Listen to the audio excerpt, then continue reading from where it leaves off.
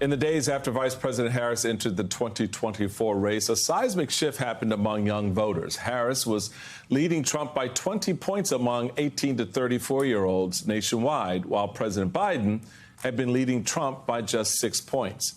But that doesn't mean the vice president can count on those votes come November.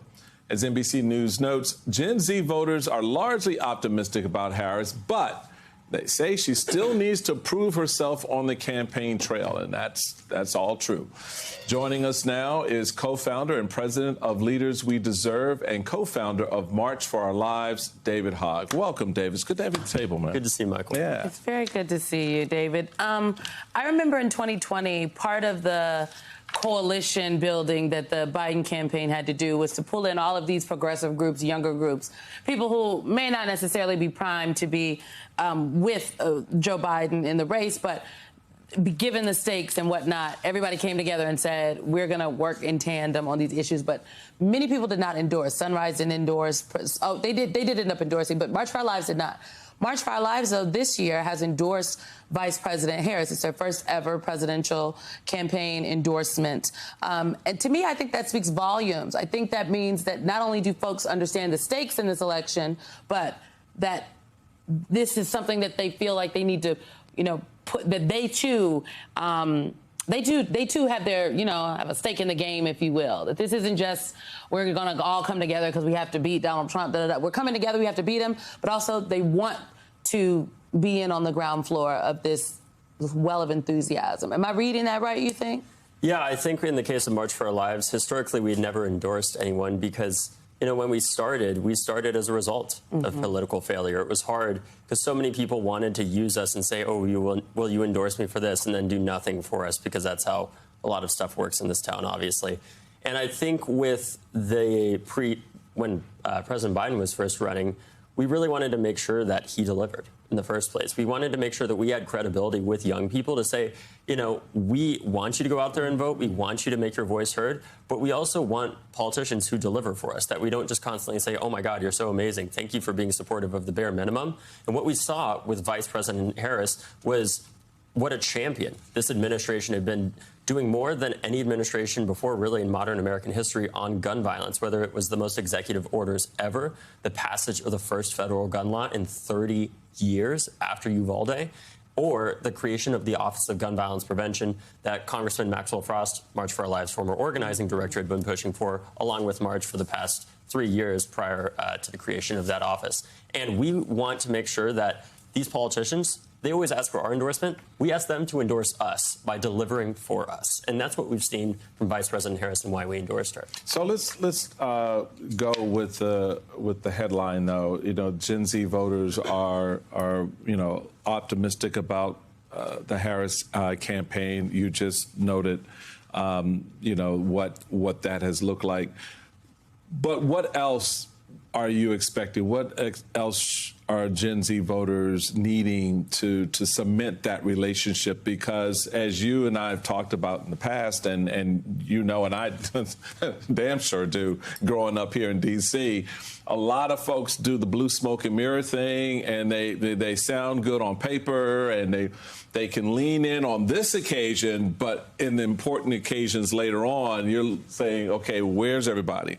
So what does that expectation look like going forward? Because it's not just about this cycle. Are there metrics that you're expecting, not just you, but Gen Z voters are expecting to see materialize within 100 days of a Biden or a Harris administration? What does that look like for you guys? Well, I think more than anything, to talk about what the biggest thing the campaign needs to do right now is remind young people what the administration has done for young people. And why, for example, we were not able to cancel all student debt, as we talked about, because of the Supreme Court. I've talked to many young people around the country who say to me, they talked about canceling student debt, but my student debt is still there. And I have to explain to them, well, that's because of Donald Trump's appointed Supreme Court members, right? They're also the same ones that repealed Roe versus Wade, that want to ban abortion, that want to weaken gun laws, and so much more. And when I say that, their eyes open up and they say to me, what? That's crazy. Why would they want to ban abortion? I say, exactly. So you need to go out and vote this November.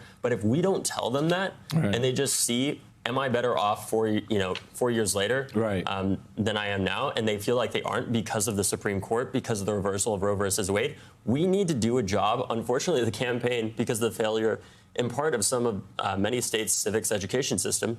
We have to educate people about the fact that the president is not a dictator, frankly, right? Right. He is not, she is not somebody who can just get whatever they want, because there's a good system of checks and balances. Right. But there are also drawbacks to that, like we saw with student debt, like we've seen with Roe versus Wade. And we need to educate these young voters about what the administration has done, whether that's the most climate spending ever of any country in human history to prevent disastrous climate change. That's the passage of the first gun law in 30 years. That in the first quarter of this year, we saw a 20% reduction in gun homicides. That is nowhere near enough, but it's a hell of a lot better than where we were going previously. And with that, we also need to remind them, too, of all the student debt that's been canceled, but we need to be careful of how we talk about it, right? Most people who have had their student debt canceled, when I tell people this, they're always surprised by it. Most people who have had their student debt canceled are above 30 years old. Yeah.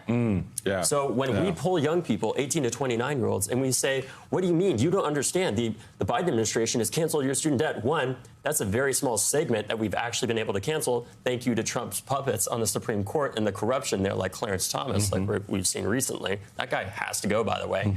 On top of that, we need to meet young voters where they're at and not degrade them and say, well, you don't understand. Your life is better because our GDP has grown this much, or this has grown that much, or these numbers tell us otherwise. The fact is their debt is higher than it was 4 years ago, whether it's student debt, their debt in terms of how the cost of living, right? Rent has gone up enormously for these young people, and we need to meet them where they're at. Yeah. See, I think this point is so important, David, because I think when we throw around terms like Gen Z and millennials, like, the millennials are the people who have gotten their student debt canceled. The oldest millennials this year are turning 44, right? The youngest, like the oldest Gen Zers are 27. The youngest Gen Zers are 12.